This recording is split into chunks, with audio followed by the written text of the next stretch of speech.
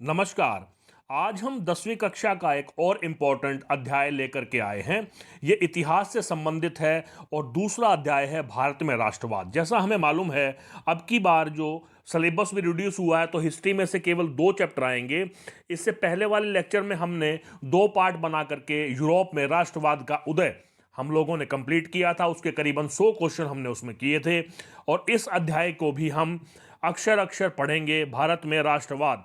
और मैं आपको ये एश्योरेंस दिलाता हूं, अगर आपने इस लेक्चर को, इस वीडियो को ध्यान से देखा तो ना केवल आपके ऑब्जेक्टिव क्वेश्चन हो जाएंगे, हालांकि हमारा जो फोकस है वो ऑब्जेक्टिव क्वेश्चंस पे रहेगा। इसके पीछे कारण मैंने पहले भी बताया है कि अब की बार पेंडेमिक कोरोना 19 की वजह से, महामारी की वजह से क्वेश्चन पेपर का जो प्रारूप होगा उसमें 40 सवाल ऑब्जेक्टिव टाइप के आएंगे।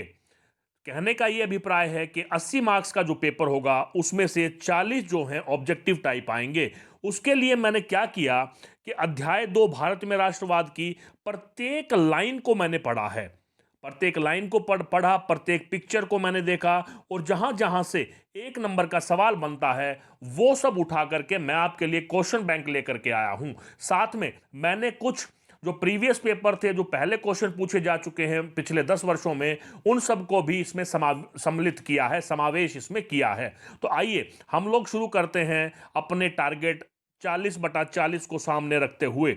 भारत में राष्ट्रवाद, सबसे पहले जो चैप्टर का प्रारंभ होता है, आप लोगों को मालूम होना चाहिए कि जब हम इस चैप्टर की शुरुआत करते हैं तो सबसे पहले ही हमारे सामने एक सवाल आता है कि प्रथम विश्व युद्ध कब आरंभ व कब समाप्त हुआ। जैसा हम लोगों को मालूम है कि अब तक 2 विश्व युद्ध हो चुके हैं। जो प्रथम विश्व युद्ध था, क्यों उसका जो आरंभ वो कब हुआ और वो कब समाप्त हुआ, 1914 से लेकर के 1918 तक प्रथम विश्व युद्ध हुआ था। 1914 में शुरू हुआ था और 1918 में वो खत्म हो गया था। इसी तरह से जो द्वितीय विश्व युद्ध था वो 1939 में शुरू हुआ था और 1945 में वो खत्म हो गया था। इस तरह से अब तक 2 विश्व युद्ध हुए हैं। पहला है प्रथम विश्व युद्ध 1914 से 1918। उसके बाद वह प्रक्रिया जिसमें अंग्रेजी सरकार भारतीयों को जबरदस्ती सेना में भर्ती कर लेते थे। क्या मतलब हुआ कि जब प्रथम विश्व युद्ध चल रहा था, जिसके बारे में हमने अभी बात किया है, उस समय क्या होता था कि उन जो अंग्रेज जो थे उनको जरूरत थी आर्मी पर्सन की, सैनिकों की, तो वो जबरन भर्ती किया करते थे। भारतीयों को पकड़ पकड़ के जबरदस्ती सेना में भर्ती किया जाता था और इस प्रक्रिया को कहते थे जबरन भर्ती। ये देखा गया है, ये सवाल भी पूछा गया था। उसके बाद जो है, क्योंकि चैप्टर का नाम है भारतवाद, भारत में राष्ट्रवाद का उदय, तो भारत में जब राष्ट्रवाद की बात आती है तो महात्मा गांधी जी का नाम सबसे ऊपर लिया जाता है। देखिए, हमें मालूम है महात्मा गांधी जी भारत के गुजरात में पोरबंदर में 2 अक्टूबर 1869 में पैदा हुए थे। उसके बाद वो पढ़ाई करके बैरिस्ट्री के लिए दक्षिण अफ्रीका गए थे। दक्षिण अफ्रीका से ही उन्होंने अपनी वकालत शुरू की थी, वकालत वहां पर की थी। लेकिन जब उन्हें उन्हें लगा कि भारत को उनकी आवश्यकता है तो वो भारत लौटे। तो एक सवाल बनता है कि जो महात्मा गांधी जी है वो दक्षिण अफ्रीका से भारत कब लौटे, तो जनवरी 1915 में। ये एक सवाल बनता है कि जनवरी 1915 में दक्षिण अफ्रीका से भारत लौटे थे, भारत लौटे थे। अब देखिए, जब हम महात्मा गांधी जी का जिक्र करते हैं तो सत्याग्रह का जिक्र आता है। यहां पर आपको इसकी परिभाषा भी कर लेनी चाहिए। आप बुक को उठाएंगे और उसमें जब आप पढ़ेंगे तो आपके सामने परिभाषा आ जाएगी। सत्याग्रह की जो 2 मुख्य बातें थी उसमें एक था अहिंसा और दूसरा था सत्य, कि सत्य पर रहकर, अहिंसा के मार्ग पर चलकर आप जो आपका शोषण करने वाला है उसको आप एहसास करा सकते हैं और शोषण मुक्त हो सकते हैं। क्योंकि जो सत्याग्रह है वो जो कमजोर लोगों का एक बहुत शक्तिशाली हथियार है। तो सत्याग्रह की परिभाषा आप करेंगे। उसके बाद इसी में एक सवाल बनता है कि सत्याग्रह से आप क्या समझते हैं और 3 जो महात्मा गांधी ने सत्याग्रह चलाए थे वो कौन कौन से थे, उसके बारे में भी हम विस्तार से बात करेंगे। लेकिन जो सत्याग्रह है उसका इस्तेमाल महात्मा गांधी जी ने सर्वप्रथम कहां किया था। जैसे मैंने आपको बताया, महात्मा गांधी जी दक्षिण अफ्रीका से लौटे थे, तो महात्मा गांधी जी ने सर्वप्रथम दक्षिण अफ्रीका में सत्याग्रह के हथियार का, विधि का, मेथड का इस्तेमाल किया था। क्योंकि हम सबको मालूम है कि दक्षिण अफ्रीका में नस्ल भेद, रंग भेद, जिसको अंग्रेजी में अपार्थीड कहा जाता है, वहां पर काले लोगों के साथ बहुत बुरा व्यवहार किया जाता था। तो महात्मा गांधी जी ने प्रथम सत्याग्रह दक्षिण अफ्रीका में नस्ल भेद या रंग भेद नीति के खिलाफ किया था। अगला सवाल यही है, पहला तो यही था कि सर्वप्रथम सत्याग्रह कहां किया, दक्षिण अफ्रीका में। उसके बाद है, दक्षिण अफ्रीका में सत्याग्रह किस बात के लिए चलाया गया था। मैंने अभी आपको बताया, नस्ल भेद और रंग भेद की जो वहां पर नीति थी, ये दोनों ही एक नीतियां हैं। अंग्रेज जो लोग थे, जो प्रशासनिक अधिकारी थे, जिनके हाथों में शासन की बागडोर थी, वो काले लोगों के खिलाफ जो है शोषण किया करते थे, इसलिए वहां पर सत्याग्रह चलाया गया नस्ल भेद रंग भेद नीति के खिलाफ। उसके बाद है, जब महात्मा गांधी जी 1915 में, मैंने अभी आपको बताया था कि जनवरी 1915 में महात्मा गांधी जी दक्षिण अफ्रीका से भारत आए थे। जब वो भारत आए थे तो उन्होंने अपने राजनीतिक गुरु, सबसे पहले उन्होंने राजनीतिक गुरु बनाया गोपाल कृष्ण गोखले को। और गोपाल कृष्ण गोखले ने ही उन्हें सलाह दी थी कि आप सीधे सीधे राजनीति में ना आकर के सबसे पहले आपको पूरे भारत का भ्रमण करना चाहिए, ताकि भारत लोगों की क्या व्यथा है, क्या समस्याएं हैं, उन सबको आप जान जाएं। तो ये सवाल बनता है कि जो महात्मा गांधी जी थे, उनके राजनीतिक गुरु का क्या नाम था, गोपाल कृष्ण गोखले। उन्हीं के कहने पर ही उन्होंने 1 वर्ष तक भारत का भ्रमण किया और सबसे पहला सत्याग्रह, उन्होंने 3 मुख्य सत्याग्रह चलाए थे। आप इनको नोटबुक में लिखेंगे तो लिख लेना, सबसे पहला जो सत्याग्रह था, एक एक करके विचार करेंगे और यहां से आपको वो सवाल भी समझ में आ जाएगा कि महात्मा गांधी जी द्वारा चलाए गए 3 सत्याग्रह का उल्लेख करें। ये 3 नंबर का या 5 नंबर का सवाल आ सकता है और एक एक नंबर के तो ये बनते ही हैं। महात्मा गांधी जी ने भारत में प्रथम सत्याग्रह कहां पर और कब किया। देखिए, बिहार में एक जगह है चंपारण, वहां पर 1916 में प्रथम सत्याग्रह किया गया। यहां पर मैं थोड़ा सा और प्रकाश डालना चाहूंगा कि बिहार के चंपारण में किस वजह से। देखिए, बिहार में जो चंपारण जगह है, वहां पर जो खेती होती थी, जो बागान की जो व्यवस्था थी, वहां पर किसानों से जबरन नील की खेती करवाई जाती थी। इसलिए वहां से एक व्यक्ति थे जिनका नाम था रामचंद्र शुक्ल।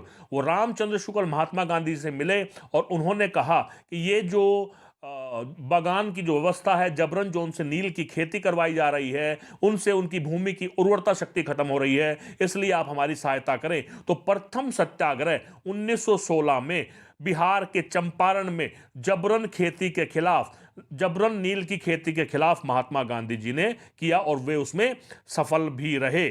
आगे चलते हैं। अगला जो सवाल है, मैंने अभी आपको बताया था कि चंपारण में सत्याग्रह किस बात के विरोध में चलाया गया था। दमनकारी बागान व्यवस्था, खेती से संबंधित ये शब्द है बागान, बड़े बड़े जो बागान होते हैं, बड़ी बड़ी जमीनें जो होती हैं, वहां पर जबरन नील की खेती करवाई जाती थी। नील जो कपड़े को रंगने के काम आता था, जो ब्रिटेन में जिसका निर्यात किया जाता था, ब्रिटेन में जो आयात किया जाता था, तो भारत में बिहार के चंपारण में जबरन खेती कराई जाती थी। महात्मा गांधी जी ने 1916 में वहां पर सत्याग्रह किया और वहां के मजदूरों को इससे छुटकारा दिलाया। उसके बाद है, महात्मा गांधी जी ने द्वितीय सत्याग्रह कहां पर किया और कब किया।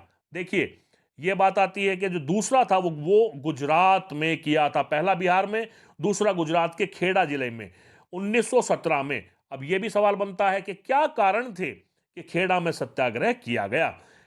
मुख्य जो कारण था कि वहां के जो अधिकारी थे, वो किसानों से लगान की वसूली के लिए दबाव डाल रहे थे और किसान लगान को, ये लगानी लगान है, लगान को चुका पाने में समर्थ नहीं थे। लगान, लगान होता है टैक्स, उन पर टैक्स थोपा गया था और वह स्थिति में नहीं थे। क्यों स्थिति में नहीं थे? एक तो उनकी फसल खराब हो गई थी, मॉनसून जो था, बारिश व्यवस्था नहीं हुई थी, जिसकी वजह से वहां पर सूखा था और वहां की फसलें खराब हो गई थी। और जब फसलें खराब हो गई है तो लगान या टैक्स किस तरह से दिया जाएगा। दूसरी बात, वहां पर महामारी फैली हुई थी, प्लेग। कहां पर? खेड़ा में, गुजरात के खेड़ा जिले में। इसलिए महात्मा गांधी जी ने 1917 में वहां किसानों के लगान के माफी के लिए सत्याग्रह किया और यह द्वितीय सत्याग्रह था। तो यह सवाल देखिएगा, द्वितीय सत्याग्रह कहां हुआ? खेड़ा में 1917 में। कारण, लगान नहीं चुका पा रहे थे और उनके ये 2 कारण थे। अगला सवाल है, महात्मा गांधी जी ने भारत में तृतीय सत्याग्रह कहां पर किया और कब किया। 3 सत्याग्रह बताए थे, तो ये तीसरा जो था गुजरात के अहमदाबाद में 1918 में। यहां पर एक कपड़े की मील थी, उस कपड़े के मील के जो मजदूर थे वो बोनस की मांग कर रहे थे, उन लोगों ने हड़ताल कर रखी थी और महात्मा गांधी जी ने वहां पर उनको बोनस दिलवाने के लिए, उनकी पगार बढ़वाने के लिए सत्याग्रह किया। तो तीसरा सत्याग्रह गुजरात के अहमदाबाद से उन में 1918 में किया। तो तीन सत्याग्रह हो गए। पहला चंपारण बिहार 1916 में नील की जबरन खेती के खिलाफ, दूसरा खेड़ा गुजरात के अंदर जहां पर किसानों के लगान माफी के लिए सत्याग्रह किया, सफल सत्याग्रह, और तीसरा जो था वो गुजरात के अहमदाबाद में 1918 में मजदूरों की हड़ताल को साथ देने के लिए। उसके बाद अगला सवाल है, और ये सवाल एग्जाम की दृष्टिकोण से बहुत महत्वपूर्ण है, रोलट एक्ट। देखिए, रोलट एक्ट क्या था? इसको काला कानून भी कहा जाता था। यहां पर ये 2 नंबर का सवाल ही पूछा जा सकता है कि रोलट एक्ट का क्या प्रावधान था, रोलट एक्ट किस लिए बनाया गया था। तो सबसे पहला सवाल यही है कि रोलट एक्ट कब बनाया गया था? 1919 में, और इसी को काला कानून कह करके परिभाषित किया जाता था। इसका जो प्रोविजन था, इस कानून में क्या लिखा हुआ था कि जो भी राजनीतिक कैदी होगा, किसी भी व्यक्ति को जो ब्रिटिश पुलिस है पकड़ करके बिना मुकदमा चलाए 2 साल तक नजरबंद रख सकती है। यानी ये बिल्कुल कानून के विरुद्ध बात थी कि जो पुलिस जिसको भी चाहेगी पकड़ करके जेल में डाल देगी। राष्ट्रवादी जो विचारधारा बढ़ रही थी उसको रोकने के लिए, महत्वपूर्ण नेताओं को पकड़ने के लिए इस रोलट एक्ट को लाया गया था, काला कानून कह करके जाना जाता। अगला सवाल भी यही है, किस कानून को काला कानून कह करके संबोधित किया गया था? रोलट एक्ट को, जो 1919 में पारित हुआ था, सर जॉन रोलट की अध्यक्षता में इसको बनाया गया था। उसके बाद आता है, देखिए ये जो है कि किसके द्वारा पास किया गया था, ये सवाल है। तो यहां पर है इंपीरियल लेजिस्लेटिव काउंसिल। ये जरूर याद कर लेना, क्योंकि मैंने आपको बताया था कि 40 ऑब्जेक्टिव वस्तुनिष्ठ सवाल आएंगे, तो किसी भी सवाल को छोड़ा नहीं जाएगा कि जो रोलट एक्ट था कहां पर पास किया गया था। जो 1919 में बनाया गया था, जो काला कानून कहा जाता था, इंपीरियल लेजिस्लेटिव काउंसिल के द्वारा इसको पास किया गया था। अगला सवाल है, अमृतसर में एक जगह है जलियन वाला बाग जिसको कहा जाता है, वहां पर 13 अप्रैल 1919 को एक जघन्य कांड हुआ था, हत्याकांड हुआ था, जिसमें हजारों लोग मारे गए थे। हालांकि आधिकारिक रूप से केवल 400 लोगों के मरने की खबर की पुष्टि हुई की गई थी अंग्रेज सरकार द्वारा, लेकिन इसमें हजारों लोगों ने अपनी जान दी थी। हुआ क्या था ये थोड़ा सा हमें जान लेना चाहिए, क्योंकि सवाल आ जाता है जलियनवाला बाग हत्याकांड पर एक नोट लिखें। देखिए, जलियनवाला बाग ये स्थान है कहां पर? अमृतसर में। अमृतसर में 13 अप्रैल 1919 को बहुत सारे लोग इकट्ठा हुए थे। उनका इकट्ठा होने के कई कारण थे। पहला कारण था कि वहां पर पंजाब में जो 2 लीडर पकड़े गए थे, जिनका नाम था डॉक्टर सत्यपाल और सैफुद्दीन किचलू, उनके विरोध में, उनकी जो कैद थी, उनकी जो पकड़ थी, उनको जो जेल में डाल दिया गया था, उसके विरोध में लोग इकट्ठा हुए थे। दूसरा, 13 अप्रैल को बैसाखी का पर्व मनाया जाता था, इस वजह से लोग वहां इकट्ठा हुए थे। और तीसरा जो कारण था, वो लोग शहर को घूमने के लिए आए हुए थे, तो हजारों लोग वहां पर इकट्ठा हुए थे। और सबसे महत्वपूर्ण बात, वहां पर जो मार्शल लॉ लगाया हुआ था उसके बारे में वो नहीं जानते थे। उन्हें कानूनी रूप से वहां इकट्ठा होने की अनुमति नहीं थी, लेकिन फिर भी वहां पर बहुत सारे लोग इकट्ठा हुए। और 13 अप्रैल 1919 को जनरल डायर ने, जो वहां का पुलिस अधिकारी था, उसने उस जगह को घेर करके गोलीबारी कर दी, और जिसमें हजारों लोग मारे गए। तो 2 सवाल यहां पर हैं, एक जलियांवाला हत्याकांड कब हुआ था? 13 अप्रैल 1919 में। है कहां पर? अमृतसर में। और किसने गोली मारने का आदेश दिया था? जनरल डायर ने। और वहां पर लोग इकट्ठा क्यों हुए थे? अगला ही सवाल है, खिलाफत आंदोलन क्यों चलाया गया? ये आपको जरूर जान लेना चाहिए कि खिलाफत शब्द जो है उसका क्या मतलब है। जैसा हमें मालूम है, प्रथम विश्व युद्ध में ऑटोमन तुर्की साम्राज्य की हार हुई थी, और जो ऑटोमन साम्राज्य का जो शासक था वो जो था खलीफा कहलाता था, और खलीफा मुसलमानों का धार्मिक गुरु होता है। जब वो हार गए थे तो उनके ऊपर जबरन संधियां थोप दी गई थी। उन संधियों की वजह से उनकी बहुत सम्मान में नुकसान हुआ था, बेइज्जती हुई थी, जिसकी वजह से पूरे के पूरे विश्व में मुसलमानों ने इकट्ठा होकर के आंदोलन चलाया था। तो उसी कड़ी में भारत में दो जो भाई थे मोहम्मद अली और शौकत अली, जो महात्मा गांधी जी से मिले थे और उन्होंने ये प्रस्ताव किया था कि हम भी एक बड़ा आंदोलन चलाना चाहते हैं, क्योंकि जो हमारे आध्यात्मिक नेता हैं खलीफा, उनकी बड़ी बेइज्जती हुई है, जो ओटोमन साम्राज्य के सम्राट हुआ करते थे। तो यहाँ पर सवाल आता है कि खिलाफत आंदोलन क्यों चलाया गया था। मैंने अभी आपको बताया, इस्लामिक विश्व के, मतलब पूरे विश्व के जो इस्लाम को मानने वाले धर्म हैं, उनके आध्यात्मिक नेता थे खलीफा। ये खलीफा कौन थे? ओटोमन साम्राज्य के शासक थे। उनके सम्मान को बचाने के लिए यह खिलाफत आंदोलन चलाया गया था। भारत के मुसलमानों ने एक खिलाफत समिति का गठन किया था, जो मुंबई में 1919 में की गई थी, क्योंकि प्रथम विश्व युद्ध के बाद हुआ था और प्रथम विश्व युद्ध में ओटोमन साम्राज्य की हार हुई थी और प्रथम विश्व युद्ध 1918 में खत्म हो गया था। तो उसके बाद 1919 में खिलाफत समिति का गठन किया गया था। और खिलाफत आंदोलन को चलाने के लिए कौन से दो मुस्लिम नेता, मैंने आपको अभी बताया, महात्मा गांधी जी से मिले थे, मोहम्मद अली और शौकत अली। तो इस तरह से ही यहाँ पर खिलाफत आंदोलन पूरा हमारा कवर हो जाता है।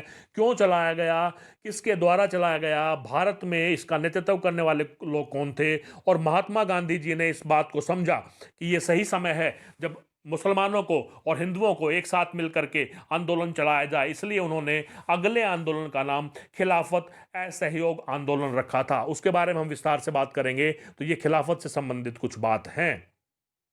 आगे है, हिंद स्वराज नामक पुस्तक किसने और कब लिखी। इसका भी इतिहास में बड़ा महत्व है, इस पुस्तक का भी। देखिए, महात्मा गांधी जी ने अपनी इस पुस्तक में, हिंद स्वराज में, जिसको 1909 में लिखा गया था, उसमें कहा था कि जो अंग्रेज हैं वो हमारे सहयोग से ही भारत में आए हैं, हमारे सहयोग से ही यहाँ पर उन्होंने व्यापार किया और हमारे सहयोग से ही यहाँ पर हम पर राज कर रहे हैं। जिस दिन हम सहयोग देना बंद कर देंगे, उसी दिन इनको भारत छोड़ करके जाना पड़ेगा। इसीलिए उन्होंने असहयोग आंदोलन चलाया था। तो इसलिए यहाँ मालूम होना चाहिए कि जो हिंद स्वराज की जो पुस्तक है वो महात्मा गांधी जी ने लिखी थी और वो 1909 में लिखी गई थी। अगला जो सवाल है कि असहयोग कार्यक्रम पर स्वीकृति कब और कहां पर बनी। देखिए, इस बात को समझिएगा कि असहयोग आंदोलन चलाना चाहते थे, एक बड़ा जन आंदोलन चलाना चाहते थे महात्मा गांधी जी। और आपको विदित है, जो इंडियन नेशनल कांग्रेस, जो कांग्रेस पार्टी है, जिसका गठन 1885 में हुआ था, वो हर वर्ष जो है अधिवेशन किया करती थी। इसी तरह से कांग्रेस का एक नागपुर के अंदर अधिवेशन हुआ था। नागपुर का कब हुआ था? दिसंबर 1920 में। और वहीं पर इस असहयोग आंदोलन की जो स्वीकृति दी गई थी। आपको मालूम होना चाहिए कि 1920 दिसंबर के अंदर कांग्रेस के नागपुर अधिवेशन में सभी कांग्रेस के जो नेता थे उन्होंने बात की और महात्मा गांधी जी के इस प्रस्ताव को स्वीकार किया कि एक बहुत बड़ा आंदोलन चलाया जाना चाहिए, तभी अंग्रेज लोग यहां से जाएंगे। तो असहयोग आंदोलन की स्वीकृति दिसंबर 1920 में बनी थी और वो थी कांग्रेस के नागपुर अधिवेशन में। इसी के बाद ही, क्योंकि दिसंबर में पास हुआ था, तो जनवरी 1921 में असहयोग आंदोलन की शुरुआत की गई। यहां आप जान लें, इसका नाम रखा गया था खिलाफत असहयोग आंदोलन। खिलाफत के बारे में मैंने आपको पहले बता दिया है। तो ये यहां पर असहयोग आंदोलन शुरू हुआ था जनवरी 1921 में। यहां पर ये एक और महत्वपूर्ण बड़ा सवाल बनता है कि असहयोग आंदोलन कब चला, कैसे चला, पूरे देश में क्या क्या गतिविधियां हुई और उसको वापस क्यों लिया गया। मैं आपको यहां पर एक आगे चलने से पहले एक बात बता देता हूं। अगर आपको ठीक ठाक से ये चीज़ें समझ में आ रही हैं तो आप मेरे चैनल को सब्सक्राइब कर लें, ताकि जब मैं अगले कोई भी चैप्टर को अपलोड करूंगा तो आपको वो तुरंत वहां पर, अगर आप बेल आइकन को दबा देंगे तो बेल बजते आइकन को दबाने के बाद जब भी मैं कोई वीडियो अपलोड करूंगा तुरंत आपके पास पहुंच जाएगी और आप उन क्वेश्चंस को देख सकते हैं। अगला सवाल है, हमने अभी किया कि असहयोग आंदोलन को कब चलाया गया, कब शुरुआत की गई महात्मा गांधी जी के द्वारा। उसी में एक विरोध करने का तरीका था कि जो लोग थे वो शराब की दुकानों के बाहर बैठ जाया करते थे, वो किसी भी व्यक्ति को वहां पर आने की अनुमति नहीं देते थे। तो जो वो विरोध था, ये देखिए, ये जो विरोध का तरीका था जिसमें लोग कारखाने, दफ्तर, दुकान आदि में जाने का रास्ता रोक लेते हैं, उसे क्या कहते हैं? पिकेटिंग। तो बाहर बैठ करके रास्ता रोक लेना, विरोध करना पिकेटिंग कहलाता है। ये बहुत महत्वपूर्ण सवाल है, 4-5 बार पूछा जा चुका है। तो बाहर जो लोगों को रोक लेना, दुकान में ना आने देना, कारखाने में ना आने देना, ये जो विरोध का तरीका है इसको पिकेटिंग कहा जाता है। अगला सवाल है, औपनिवेशिक शासन के दौरान बहुत सारे लोगों को काम करने के लिए फिजी, गुयाना, वेस्ट इंडीज आदि स्थानों पर ले जाया जाता था। जैसे आप लोगों को मालूम है कि हम लोग गुलाम थे और हम लोगों को पकड़ करके जहां पर औपनिवेशिक शासन होता था, काम करवाने के लिए, खेतों में काम करवाने के लिए, बागानों में काम करवाने के लिए हमें ले जाया जाता था दूसरे देशों में, जिनमें फिजी, गुयाना और वेस्ट इंडीज आदि स्थान थे। तो वो जो जिन लोगों को ले जाकर के वहां पर जिनसे काम लिया जाता था, तो उनको एक विशेष नाम दिया हुआ था जिसको गिरमिटिया मजदूर कहा जाता था। वो मजदूर जिनको इन देशों में ले जाया गया, फिजी, गुयाना, वेस्ट इंडीज में, उनको इस विशेष नाम से बुलाया जाता था, गिरमिटिया मजदूर। यह भी सवाल कई बार आ चुका है। अगला सवाल है, बिना किसी पारिश्रमिक के काम करवा, मतलब काम करवा लिया और पैसा नहीं दिया, उसको बेगार कहा जाता है। ये भी आप देख लेंगे। अवध में किसानों के आंदोलन का नेतृत्व कौन कर रहा था? ये आपको मालूम होना चाहिए कि पूरे के पूरे भारतवर्ष में अलग अलग जगह पर आंदोलन हुए थे। तो जो अवध में आंदोलन हुआ था उनका नेतृत्व बाबा रामदास ने किया था। ये ताल्लुकदार और जमींदारों के खिलाफ आंदोलन हुआ था। उनके घरों को, उनकी जो गोडाउन्स थे, उन सबको लूट लिया गया था ताल्लुकदार, जो वहां से टैक्स इकट्ठा किया करते थे। और इसी कड़ी में बाबा रामचंद्र ने और जवाहरलाल नेहरू ने मिलकर के अवध किसान सभा का गठन किया था। यह आपको पता होना चाहिए कि पंडित जवाहरलाल नेहरू ने जून 1920 में अवध किसान सभा का गठन हुआ था। ये 3 बार सवाल पहले आ चुका है। उसके बाद हम आगे चलते हैं। आंध्र प्रदेश में आदिवासी किसानों का नेतृत्व किसने किया? आदिवासी, ये अल्लूरी सीताराम राजू थे। ये 2 नाम आप जरूर देख लेना, बाबा रामचंद्र और अल्लूरी सीताराम राजू। यही वो लोग थे। यहां पर जो अल्लूरी सीताराम राजू थे, उनके बारे में बताया जाता था कि उन्होंने लोगों को कह रखा था उन्हें जादू आता है, उन्हें विद्या आती है, तंत्र विद्या, और इसी के माध्यम से वो लोगों को प्रभावित करते थे और आदिवासी जो थे उनकी बात को मानते थे। तो इन्होंने, आदिवासियों ने, अल्लूरी सीताराम राजू के नेतृत्व में आंध्र प्रदेश में अंग्रेजों का विरोध किया था। आगे चलते हैं। और उसी विरोध के चलते अल्लूरी सीताराम राजू को फांसी दी गई थी। इनको फांसी 1924 में दी गई थी, 1924 में। तो 2 नाम मैंने बताए हैं आपको। बाबा रामचंद्र अवध से संबंधित थे, ताल्लुकदारों के विरुद्ध युद्ध किया था, और उसके अलावा जो थे अल्लूरी सीताराम राजू, जिन्होंने आंध्र प्रदेश में आदिवासियों के साथ मिलकर के विरोध किया था। उसके बाद गुडेम पहाड़ियों में रहने वाले जो आदिवासी थे वो किस प्रकार का युद्ध किया करते थे? गोरिल्ला युद्ध, मतलब छुप जाना और छुप करके आक्रमण कर देना और वापस भाग करके अपनी जगह में चले जाना। तो इस तरह के युद्ध को गोरिल्ला युद्ध कहा जाता है। और आपने छत्रपति शिवाजी के बारे में सुना होगा, जो गोरिल्ला युद्ध करने में बहुत निपुण थे। तो गोरिल्ला युद्ध होता है छिप करके आक्रमण करना, आक्रमण करके अपने विरोधियों को नुकसान पहुंचा करके वापस अपनी जगह पर चले जाना। तो आंध्र प्रदेश की जो गूडेम पहाड़ियों में जो आदिवासी रहा करते थे वो गोरिल्ला युद्ध में निपुण थे। अगला सवाल है, इनलैंड एमिग्रेशन एक्ट कब बना? यह भी बड़ा महत्वपूर्ण है और असहयोग आंदोलन से ही जुड़ा हुआ सवाल है। तो इनलैंड जो एमिग्रेशन एक्ट था वो क्या था? बेसिकली कि जो भी मजदूर हैं असम में खास करके, और जहां पर भी बागानों में वो काम कर रहे हैं मजदूरों के रूप में, उनको बागान छोड़ करके, खेत छोड़ करके जाने की अनुमति नहीं थी। तो इनलैंड एमिग्रेशन एक्ट बनाया गया था।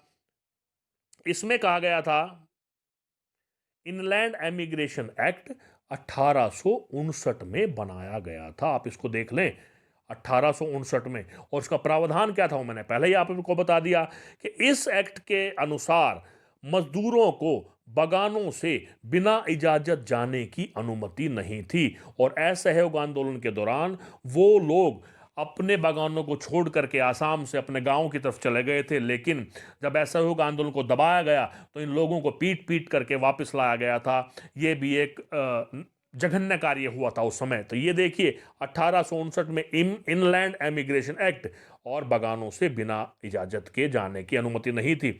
मैंने ये महसूस किया कि ये जो चैप्टर है इसमें बहुत सारे क्वेश्चन बनेंगे, इसलिए मैंने कब इस लेक्चर में केवल 30 क्वेश्चन तैयार किए हैं। इसके बाद हमारे करीबन 30 क्वेश्चन और बनते हैं, जिसको मैं अगले वीडियो में, अगले लेक्चर में आपके सामने लेकर के आऊँगा। अगर आपको ठीक ठाक लग रहे हैं तो आप इस चैनल को सब्सक्राइब कर लें, ताकि जब भी मैं उसको अपलोड करूं आपके पास मैसेज आ जाए। और एक वहां पर जो बेल का बटन है, उस बेल के बटन को भी प्रेस कर लें। और ये आप ये दबाते ही, ये अगर आपने दबा दिया, सब्सक्राइब कर लिया, तो आने वाले टाइम में मैं जब भी कोई वीडियो अपलोड करूंगा तो ये आप तक आ जाएगा। तब तक के लिए नमस्कार, जय हिंद, जय भारत।